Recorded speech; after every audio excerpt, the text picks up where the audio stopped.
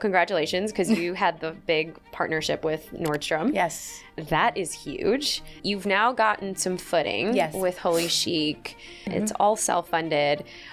What was this idea behind kind of collaboration? I don't think I've ever seen Nordstrom do a partnership with a Desi brand. Anyone walking through Nordstrom, I mean, I've walked through those doors and said to myself, there's no reason why we shouldn't be able to find clothing like what I make in those stores, because the customer of today is global, right? You don't have to be South Asian to wear clothes like you're wearing or what I'm wearing. It's for anyone. And that is what initiated this spark where I was like, you know what, I'm gonna pitch this idea. And that pitch did not come easy. I don't have a sales manager. I don't have PR representation that is going and doing this work for me. It's all me. Did anybody ever say, oh, this would never work? Did you get haters? Hey loves, do me a quick favor and hit the subscribe or follow button wherever you are tuning into this. It helps grow the show more than you know. Thank you so much again and enjoy. What I think is so unique, because I'm actually wearing one of your amazing pieces. And it looks great on you. I said that when I saw you. Thank you. I was getting a lot of compliments and I was like, you know what? I'm gonna wear this today. So if you're watching this on YouTube or if you're listening to this and now you're curious, you're like, what is she wearing? It's an Indo-Western piece. Yes. And I feel like you do these pieces so well, but you didn't start in fashion. No, I did not. So when I was digging up, I mean, you came from finance. So can we just start there? Yeah. How do you go from finance to fashion? I know. It's not like the typical journey that you hear about often, but I graduated from college and I feel like many young girls, I didn't know what I wanted to do. And this opportunity came to me literally through a career fair, believe it or not. A career fair. A career fair. And what drew me to it was the fact there was room for growth. I knew I was going in as an entry-level position, but I knew that there was opportunity to grow within the company. And so I started there, believe it or not, as a teller. Wow. And stayed with that company for 15 years and worked my way up. And I did everything from being a banker to being a manager, having my own team, opening up our very first flagship location in New York City, and then transitioning to the back office where I did more of marketing and business development. And I think about it today and I'm just like, you know, although it wasn't like the ideal job that I could have pictured myself in, I was able to learn everything that I needed to one day start my own company. I had not known it at that time that this is the direction I would go. But today, you know, 15 years later, being my own, you know, having my own company, being an entrepreneur, I'm using those skills to this very day. Yeah, of course.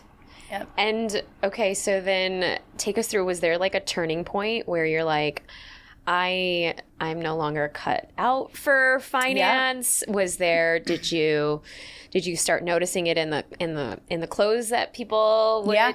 Because I just commented your outfit and I'm like, I can't imagine how many people were doing that way back when. I mean, that is really how everything started. So I have always been a very creative person on the side. So while I was, you know, working in finance, I still was dancing. I was doing classical Indian dance.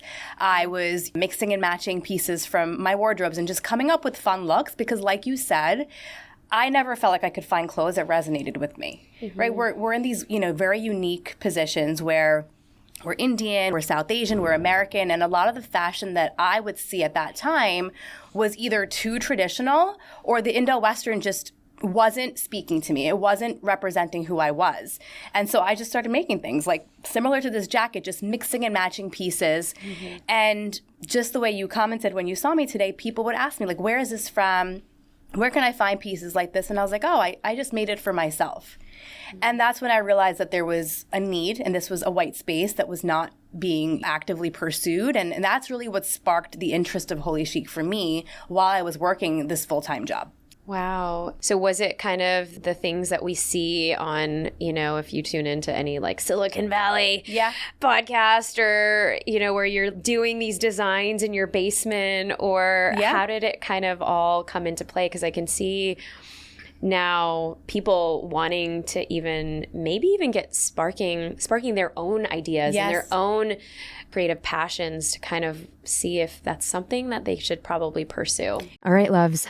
I see you. 98% of you watching right now are not subscribed, and that's totally cool. And I so appreciate it.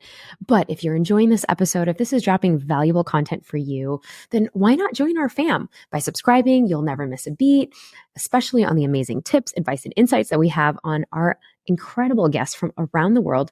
Plus, you'll get a chance to win some incredible prizes. And it's absolutely free. It keeps us connected to everything that we're doing and helps us get even more and more incredible guests. And it would mean the world to me if you could just hit the subscribe button. And I promise to make you even more valuable content. Yeah, I mean, it was a mix of multiple things. I mean, we're blessed to be in New York City where we have access to everything. And we're right now filming in the fashion district. Yeah, we're in the garment district. So this is actually where everything started for me, believe it or not. So it's like nostalgic for me because this is where I would come. I would just pick up some trims, pick up buttons, pick up things that just spoke to me and caught my eye. And I would find local tailors and I'd say, can you make this? And obviously, I mean, the prices are very, very high and ridiculous, but I did it just for fun as a passion project. Yeah. And so that's the roots of Holi Chic. It was me walking the garment district, finding these tailors here, Jackson Heights even, Edison, and saying, can you make this? I have this idea and this vision. And listen, like 9 out of 10 times, it did not translate to what, I had pictured. But that 1%, I'm like, you know what? This actually is something that I could see in a store. I could see my friends wearing. And eventually, that became me taking a trip to India and saying, all right, now I've got 10 ideas. I have 12 ideas. I need to bring this to an actual team that has experience, that's able to produce, in a higher, larger quantity. And so I went to India with my husband. This was back in 2015. And listen, I don't know the language. I can barely speak Hindi. I can barely get around Mumbai. I've been there, but I would get lost if you just throw me to walk in the streets by myself. Right. And so my husband, who is a Mumbai native, he was born and raised there, he came with me. And, we literally just walked the floors and we were going up and down and knocking on doors and saying, we have this vision, can you help us bring it to life? And that's how we started. We just experimented with a bunch of different teams, and the ones that were able to really understand the vision are the ones that I'm still working with till this day. Oh my goodness. Because I feel like a lot of times, with fashion, it's subjective. Yes. And it's something that can be so deeply personal as an artist. Yeah. And I feel like now we are in this creator economy and we have social media that allows us to amplify of course our ideas and maybe even validate some of our ideas. And so what advice do you have for somebody that maybe has a burgeoning idea, maybe is an artist, maybe is a creative, but is like, no, I can never put that idea to work. No, I think I'm just going to stick with my finance or dentistry or medicine or law because that's safe. No, it's a great question. And I think a lot of us face those internal struggles. What I would say is first, the idea that you are toying with in your mind, is it something that is relative? Is it something that is scalable? And is it something that doesn't necessarily exist, right? You think about fashion and every day, if you look at, I study this, right? So I know every day there's another brand coming up. And I look at these brands and I say, well, what's different? And the ones that I'm attracted to, even if they're Indo-Western or they're Indian, it's the ones that are doing something that doesn't exist or I haven't been able to find in the market. And that's what I feel like the success was with Holi Chic. It was the timing. When we did this when it wasn't cool. Yeah. Back in 2015, you couldn't find an Indo-Western brand at that time. No. And the other thing I would say is leverage the power of social media, right? It allows you to test. It allows you to make mistakes. It allows you to get candid feedback, right? And sometimes it may be things that you may not want to hear, but you need to hear. That, this sucks. Or, I wish that, this was a different color. Or this is a good idea, but maybe you should try this way. It's free advice. It's free feedback. Why not take that and take the risk in this, open space where, you go in knowing okay, I might get some of this pushback. I may get some of this heat, but you go in there knowing it gives you a whole different perspective when you're taking that type of feedback. Okay. And what I'm hearing is, you have to have some thick skin. Yes, absolutely. In this industry or any industry, I feel like it's vital. And to not take things personally, but to actually use them as data points. Yes, exactly. So how, when you first started, kind of, Holi Chic was starting to have its roots on the ground. What was that process like? Did you think that you wanted to go seek investment? I know it's self-funded. Yep. How was that process for you? Where did you go? Was this just like, no, I'm going to just do this all on my own? Mm-hmm. What was that process like for you? So I had no business background going into this at all, right? My background was in creativity. Mm-hmm. And that, to be very candid, was my biggest struggle. And I think that's the reason why it took so long for Holi Chic to take off the way that it did. It took me a solid 6 years of juggling both the corporate career and this business because I didn't have business acumen, right?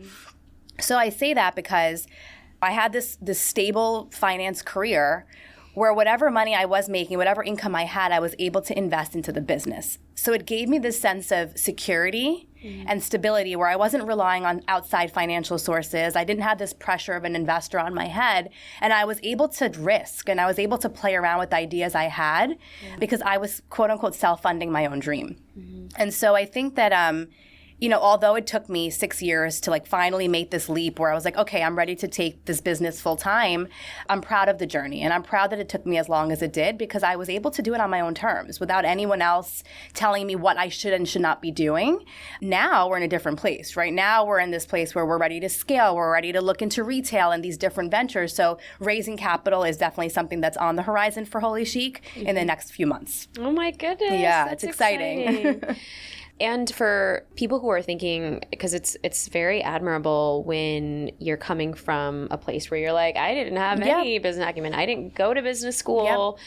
And I feel like a lot of what people come to on the Brave table is to brave something new, is to brave a new frontier.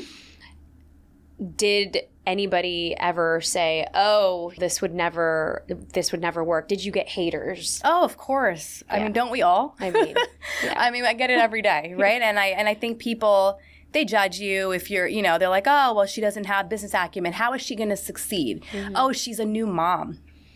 How is she ever going to be able to juggle a job while raising a family and starting a business? Well, I'm here to show you I did, right? And if I can do it, anyone can do it, is really the message that I want women to hear when they look at my journey, right? And so I think that a lot of it is just, it's determination within yourself. If you see a vision and you really truly believe that you're able to see it through, you'll figure out a way. So, and also on that topic, I didn't even go to fashion school. Right. Wow. So I went to school. I love this. Yeah, I went to school for communications. I went to school for journalism.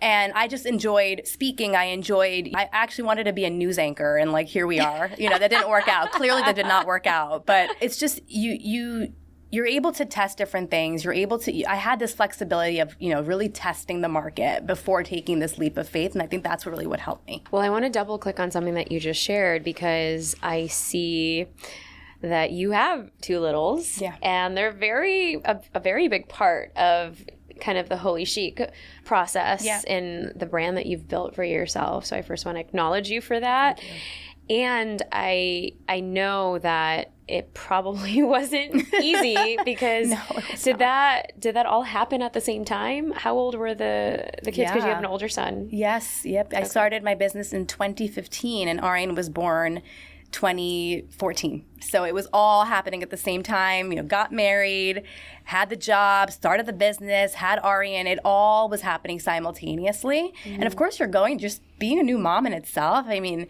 it was just a really challenging time. But at the same time, I feel like it was also an inspiration for me. Like becoming a new mom, like I'm sure you can understand, like it just gives you a new perspective on life. And I just had all this time when I was on maternity leave and thinking about like, who is it that I want my son to see? What kind of role model do I want to be?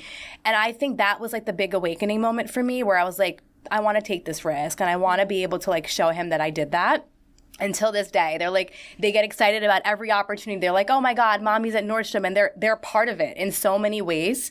And so I hope that one day they're able to look back and say I was able to learn so much through her journey. Oh my goodness. Yeah. Well, and I think that especially coming from the South Asian lens or even an Asian lens, right? Like you are taught that, all right, we're going to suppress our dreams for when our kids get older.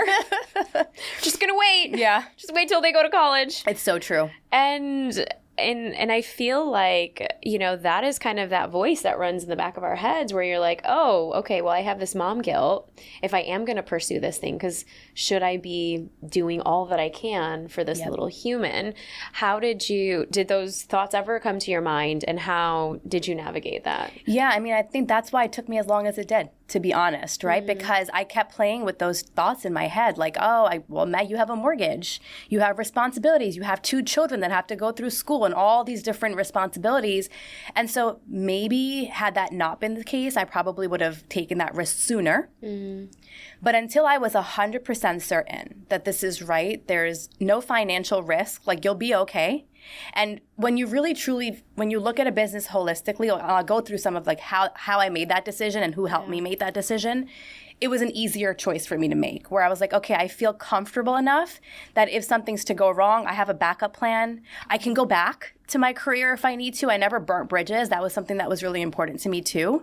And so, you know, yes, it took me 6 years to make that decision, but I think it happened at the right time for my personal time, right? Well, and I think there's also this kind of energetic pull when we become mothers of this creativity that just starts to spark within us. And so it's almost like you were kind of entering this new stage and era of, all right, who do I want to be? And making a baby is creative in itself, and raising a human is creative in itself. So I can only imagine that these other superpower gifts that you've always had that were probably dormant were starting to kind of That's exactly it. That's a beautiful thought. That's exactly it. Yeah. And how was it then when your daughter came along, starting a pretty much female fashion brand? I mean, that was like a whole other spectrum. Right now, I'm like, wow, I have a little girl. Maybe she'll take over this company one day. Who knows, right? But as of right now, she wants something to do with it. So we'll just keep it at that. Wow, okay. But it was just a whole other, I see myself in her. And that's what I think it is. Like I'm like, who did I want to be when I was 5? And a lot of those triggers come back to me when I see her and just her personality and her confidence. I'm like, I didn't have that when I was 5.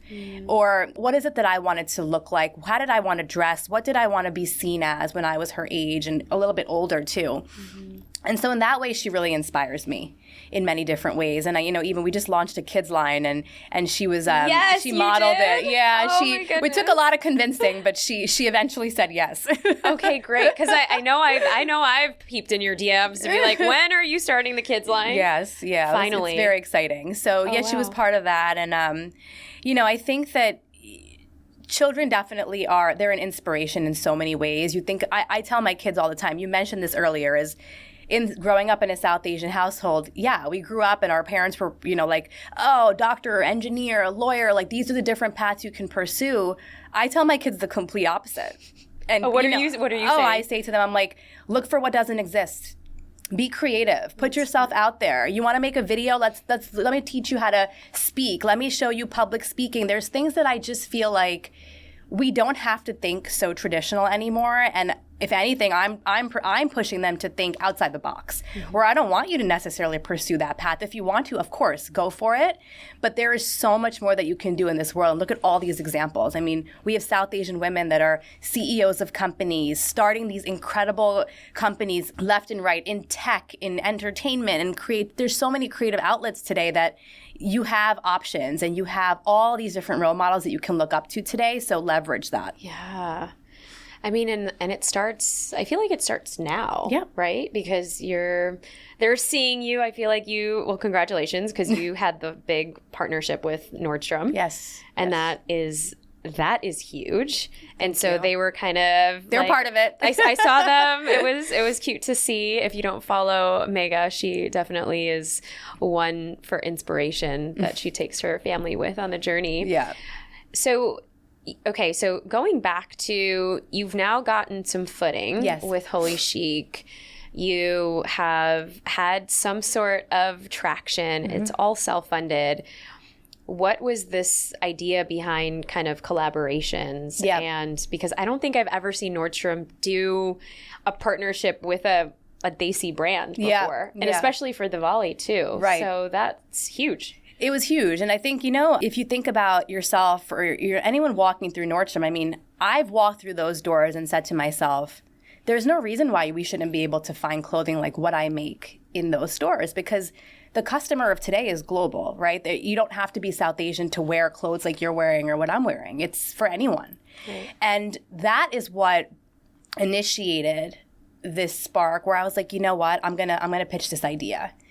And that pitch did not come easy. Let me tell you, I don't have a sales manager. I don't have PR representation that is going and doing this work for me. It's all me.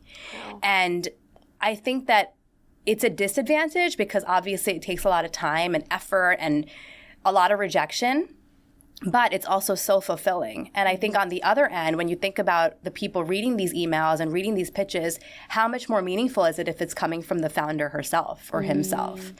And so, yes, there's advantages and disadvantages, but I pitched the idea. And it took many no's to get a yes. And I think we all experienced that in different ways. And so it wasn't the first time that you wrote the email? Oh, no, absolutely not. Okay. And many people ignored me. Many people said, no, it's not the right time. But it took one person that said, you know what, let's give this a shot. And that's all I needed. I needed one person to say, okay, we're going to give this a go. And that was really how everything happened. It was just consistent pitching, emailing, showing up. Even we had another partnership with a brand called Flying Solo. And that was like my true first retail partnership. And that one came about literally from me shopping in the store and finding the decision maker and me saying, hey, like, I think you should have Holi Chic in here. It would be a perfect fit, And so sometimes that's what it takes. To really advocate for the brand and what you believe in. And being your own brand ambassador, like everywhere I go, I'm wearing my brand, I'm talking about it because I believe in it. And if I'm not wearing it, how is anyone else going to wear it and feel confident? So that's how Nordstrom happened. We did a 7-day pop-up with them, and it was a huge success from their perspective because not only did it draw in the Holi Chic audience, but the Nordstrom customer was just amazed. We were like this burst of color in the middle of like a typical like black and white or denim floor, contemporary space. It was just like these beautiful embroideries that had so much story and depth, and the people were just so excited to see it in their stores. Wow. Wow. So how did that inspire you for what could be the future of Holi Chic? I mean, I think, again, like a lot of what I do is a test. And that to me was also a test, right? To go in there for a period of 7 days, which is a pretty long time to understand demand. I saw it. And I saw it from a spectrum of different people. It wasn't just South Asians. It was people of all backgrounds. And it reinforced that there's something here. And that South Asian fashion does not have to be limited to South Asians anymore. And so that's the future. The future is for us to take South Asian fashion mainstream with places like Nordstrom, with places like Shopify. We just did another collaboration with. We've worked with McDonald's, with Lexus, in all these different creative ways, and to continue to do that on a broader scale. So amazing. Are you thinking of doing more pop-ups throughout the country? Yes. Because I'm like, you need to come to Austin. Yes, we would love that. We would love that. And also to have just more of a permanent presence in stores like Nordstrom is definitely a long-term goal. Short-term goal. Okay, short-term goal. Now, if you had the chance to do any part of this journey differently, what would you do? I wish I had brought on our third partner. His name is Sachin, sooner. And I say that because we can't be good at everything. And I think for a very long time, I was trying to be good at everything when I wasn't. So you were the solo founder for a while. It was me and my co-founder, Pooja. Okay. And we're both very similar. We're both creative. She worked at Google. She was in marketing. And so the missing link for us was a finance expert and business development, right? We were just doing things like the way that we knew best. And we brought on our third partner in 2019, right before the pandemic. And he was the missing link to Holi Chic. He was able to look at things from a business lens and say, you're doing all this work, but you're not making any money. And this is not going to grow. And it's not going to scale until you're able to make these changes. And I just wish that I brought that person in sooner because I think everything could have just been a little bit more accelerated in that case. Yeah. But he's really the reason where I was like, okay, you know what? After I shared all the numbers, after I shared the whole business with him, he's like, this has potential. Here are the things that you have to change. And once those changes started going into effect and I saw the results, I was like, okay, like I feel confident now that I see a long-term vision where this is sustainable, this is something that can scale and grow, where I can now leave this corporate career and pursue this full time. Wow. Yeah. Well, and it's almost like there's that saying where if you have too many yes people around you, you're not gonna be able to see your blind a yes person. And especially if you're listening, you know exactly what I mean. You need that. You need different perspectives. Yeah. And I feel like a lot of times, you know, we take it personally, or we think somebody's out to get us, or you kind of take it the wrong way. And when it's your own business, it's like your baby. Oh my gosh, of course. And I've seen this just because we're also serial entrepreneurs. A lot of times with the talent, you want to, you know, you want to please them in many ways. Yep. But I think the biggest justice that you can do is to actually say, nope, that's actually not going to work. Yep. That's let's try it another way. And like, listen, like a lot of times, like I did push back on some of his ideas, and he ended up being right. And so I was like, okay, like we have to try new things and have a new perspective and be open-minded. And what were some of the things, because we talk a lot about being able to suck at something new. Yeah. And what were some of the things that you sucked at? Like in the beginning, that now you've either had to outsource or hire other people with that skill set, or now you've just maybe owned it. Yeah, no, and maybe gotten better at it. I think it's really just the numbers. You know, although I was in finance, understanding profit margin, understanding scalability and growth is very different. And I think that's something that I have now understood and learned. Like, for example, when we first started Holi Chic, I was making everything custom. People would send me in their measurements, and like I had to hope and pray that they were correct, right? Hope and pray that things get done in India on time and these people get their clothes on time. And I wasn't making any money. When you think about it, at the end of the day, like customs and shipping and like we were barely making any money. I was just doing it to do it. And until he came in and made me understand, like, number one, you have to stop creating these one-off things. If you want to scale, you have to be able to mass produce, and you need to have a warehouse and stock inventory. Like, who wants to wait 4 to 6 weeks in this like Amazon world where everything is delivered to your doorstep in 2 days? It just doesn't make sense with our lifestyles, right? Like maybe in India you're used to this stuff, but here lots of things come up last minute. Lots of things are just like on the go. Oh, this doesn't work. I need something. So we had to start thinking about the customer, who they are, where they're going, and make things easy for them. And so that's something that I didn't know right away. And I had to really make a lot of mistakes to understand, like, okay, this is not going to work. And now, you know, today we're mass producing. Everything's in a warehouse. You order something, you'll have it within a week, which is really unheard of when you think about South Asian fashion. Wow. Well, I'm just listening to kind of your nuances, because I just shared with my community that I am navigating the CPG space. Wow. And I'm launching my chai brand. Oh my gosh. Chai company. That's so exciting. It's super exciting, but like listening to you and Brave Table Fam, you've heard me talk about this a little bit, but I think just listening to where you started and kind of, it's just like a full reminder of, no, you don't have to, you're not going to be that great at it. And it could take you time. Yep. And that's okay, because I find myself getting really impatient of like, why isn't it done? Yeah. I've had the formulation, you know, and this part kind of sucked. Yes. I have to tell them that they have to add a little bit more X, Y, and Z, and I want it to be nutritional and all of the things, because I'm a wellness geek in many ways, and I feel like that impetus to kind of want it to be done right away. It's an instant gratification world. That's what we're in. Yeah. So everyone wants everything overnight, and the second we face a little bit of adversity, we're just ready to move on. And I think that's what if someone's listening, I want you to take that message away that, look, I'm here, living proof of it. I had many opportunities to say, this is not for me, it's not working, let me quit. But I stuck it through, and look now, right? And I feel like, thank goodness I waited, and I'm proud of the hustle and the journey, because it was all worth it. That's really a good reminder. And also, during those moments of, I like to say, like those falling moments where you're just about to throw in the towel. Yes. What would you say to yourself? And who did you have somebody around you that was like, no, love, keep going. You're on the right path. Or don't be crazy. That person's my husband.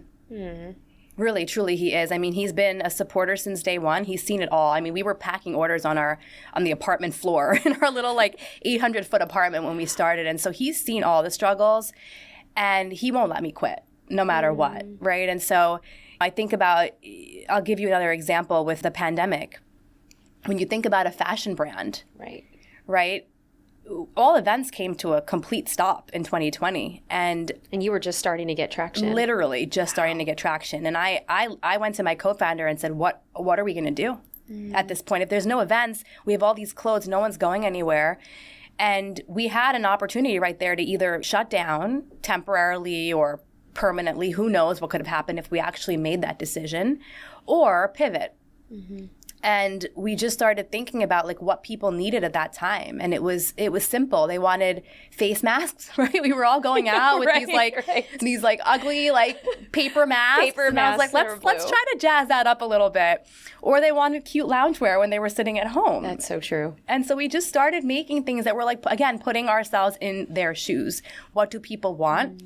And although it wasn't necessarily on brand or my trajectory for Holi Chic at that time, it made sense. And so I went with it. And today, believe it or not, the graphic T-shirts that we made in 2020 are our top selling product. And the identity, we have this beautiful graphic of this girl called Margarita. Oh my, I think I have that.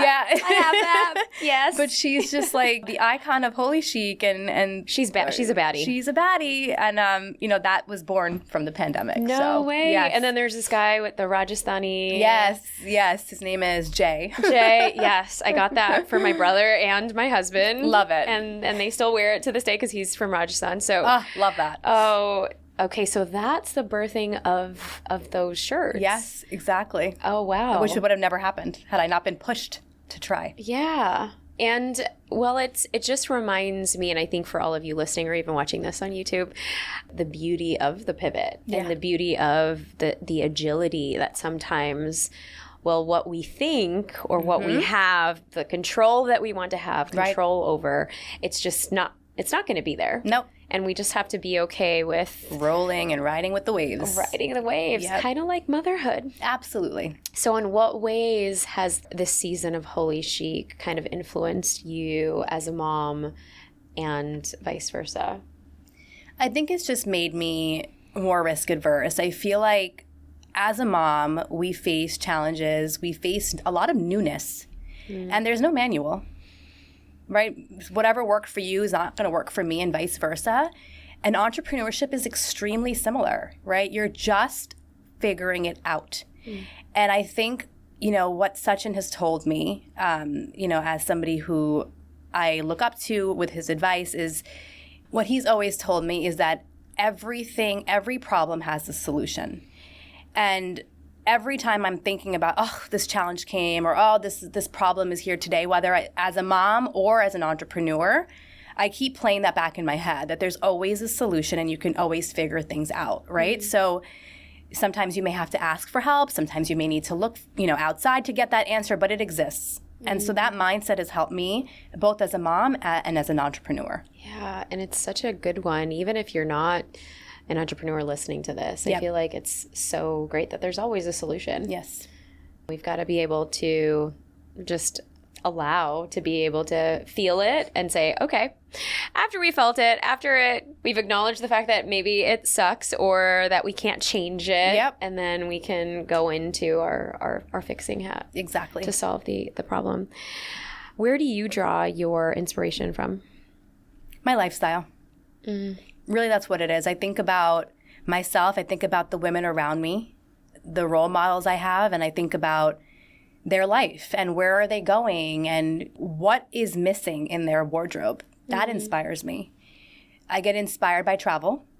I went to Jaipur recently, and that whole trip in itself basically was the entire inspiration behind my last collection that I launched. Beautiful. Thank you. Lots of elements of architecture and just things I saw in the markets. Stunning over there. You can spend months there. It was unbelievable. And then living in New York, I think that's the other big one for me. I grew up here, Queens, the city, and I mean, this is the fashion capital of the world. I mean, you could walk downstairs right now and literally be inspired by somebody just crossing the street or something you see in a window or some trim you find in the garment district. So it's just things, I think my eyes are drawn to beauty, and I'm always looking and I'm always allowing creativity in wherever I go. And so that's my inspiration. Now, what was the hardest chapter in building this? And who, if somebody is looking for their own mentors to start something completely new and brave a new frontier, who would you suggest they find? So the first question is the hardest part. I think the hardest part was knowing when to pull the trigger. I did a lot of internal juggling and struggling of Meg, is it now? Or should you wait another year? Or should you wait another 6 months? And I think that knowing exactly when to pull the trigger to me was just a very, very difficult decision, because when you're a mom, it's just another complicated layer where you're not just thinking about yourself, you're thinking about these little human beings that are depending on you. Yeah.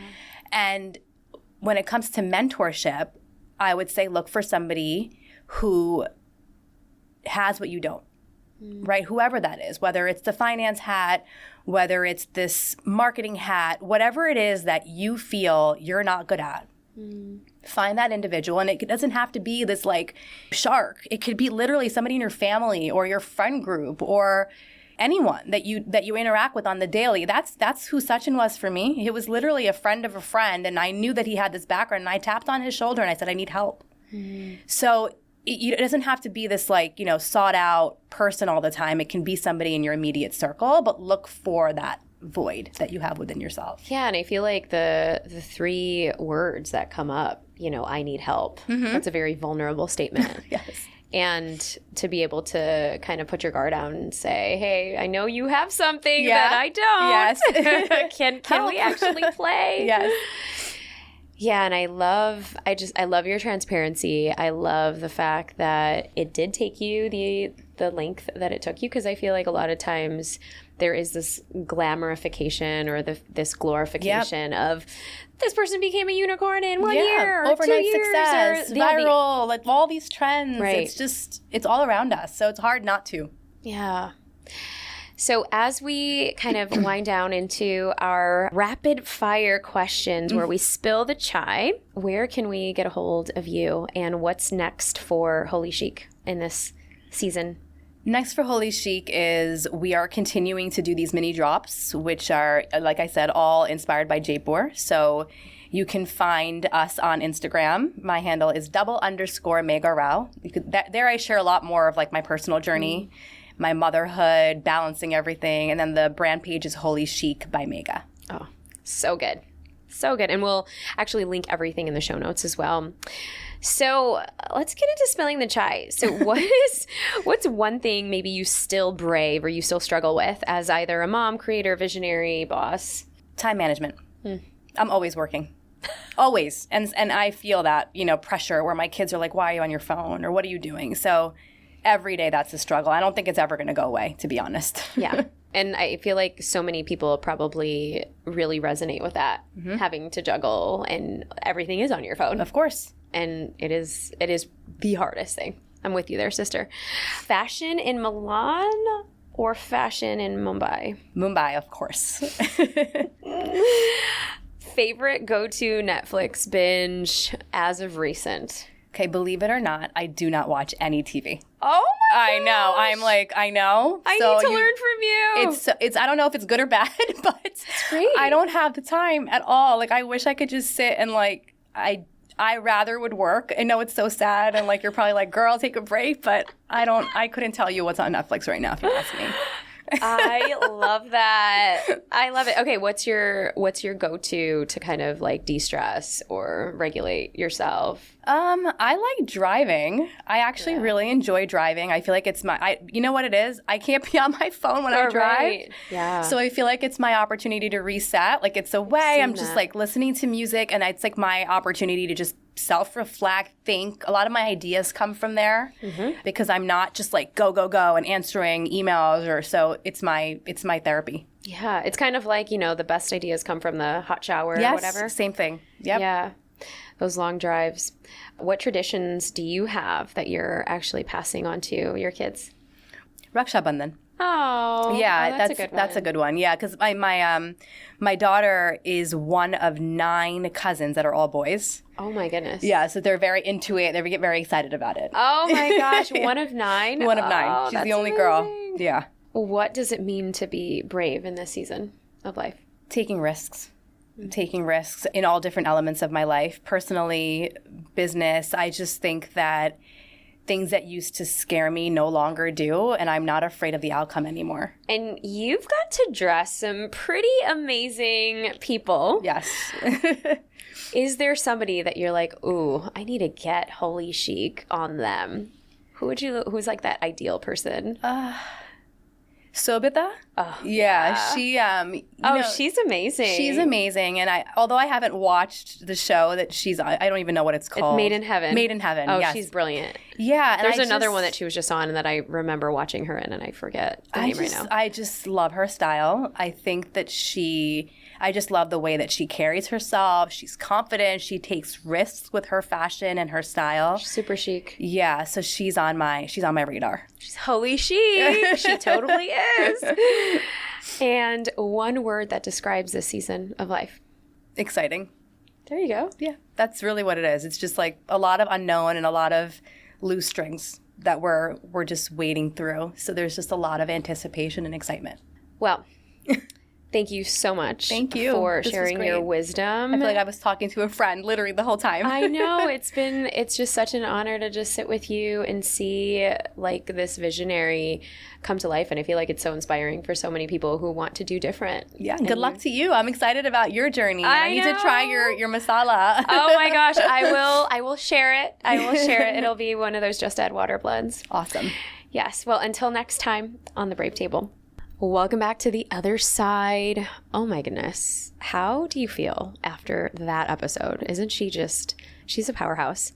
And if you are curious and you want to add more Holi Chic to your wardrobe, go ahead and follow her. You can go to Holi Chic by Megha. That's Megha. That's on IG. And I'll also link it in the show notes. And if you want to see her glimpse of all things motherhood and just get inspo for yourself, she is incredible at IG, and she's _Megha Rao. That's MEGHARAO. And if you are curious and you want to go deeper into maybe braving a new frontier, whether it's a business idea or your side hustle or that side gig that you've been wanting to pursue, I've linked 3 additional episodes in the show notes for you to expand and get brave on the Brave Table. And if you've loved this, go ahead and share this with a friend, a family member, a colleague, somebody that needs to be a little bit more brave. And if you can do one thing today, just one thing, I would love, love, love, and so appreciate if you can take 2 seconds to hit the follow button on Spotify or iTunes, or if you're watching this on YouTube, go ahead and hit subscribe, like this video, and please let us know what was your favorite. You can actually tag us at The Brave Table, me at Neeta Bhushan, and of course at Megha Rao. That is _Megha Rao on IG. And last but not least, if you haven't given us a 5-star review, what are you waiting for? These reviews help us grow the show more than you know. And all you have to do is just screenshot your review to support@globalgrit.co. That is support@globalgrit.co. Well, thank you so much for tuning in, and I will see you next time. Don't forget to be just a little bit more brave.